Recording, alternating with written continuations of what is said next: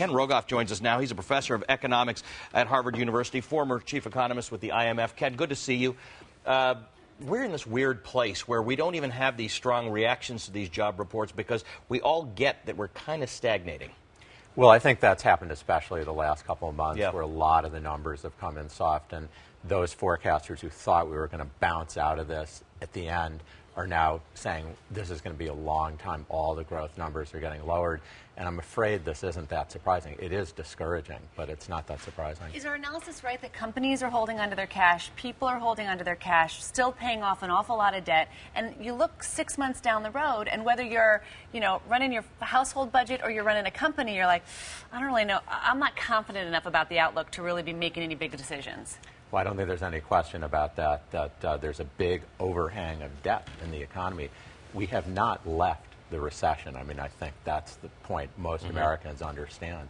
And the thing holding us back from a normal recovery is not just the government debt that everybody worries about, but all the private debt, the mortgages, and it's all slow. still We all owe money to somebody. Yeah. So here we go into next week where the president is going to have this much vaunted speech. Well, what can he possibly say that could provide any relief to anybody? Confidence, because people need confidence. Right. Companies and people need confidence that it's going to turn around. The sad fact is what happened this summer with the debt debacle really discouraged everybody. It made everyone in Washington smaller, I think. And people felt, well, there isn't going to be anything in Washington. We're going to see paralysis for another year.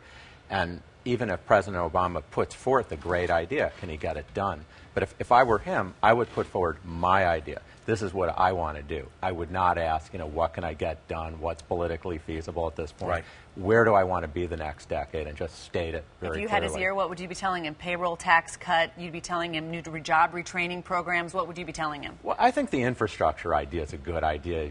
Anyone who travels around the United States knows we have problems, and they're more subtle ones, like our electric grid. And sewer lines. And there are a lot of unemployed construction workers. I mean, that's a good idea, although you have to finance it in a sensible way.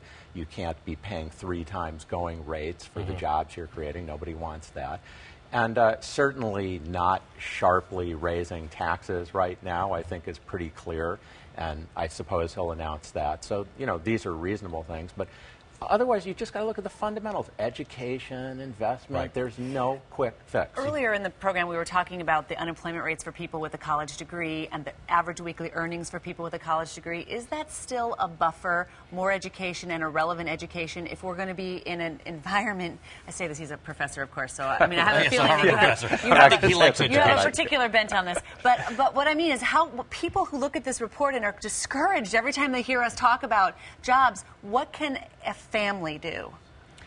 Well, I certainly think that education is going to be important in the long run. That's not going to change, but it's not helping necessarily right now. I can't tell you how many kids are getting out of college, and they can't find a job after 1 year, after 2 years. They have a really high unemployment rate.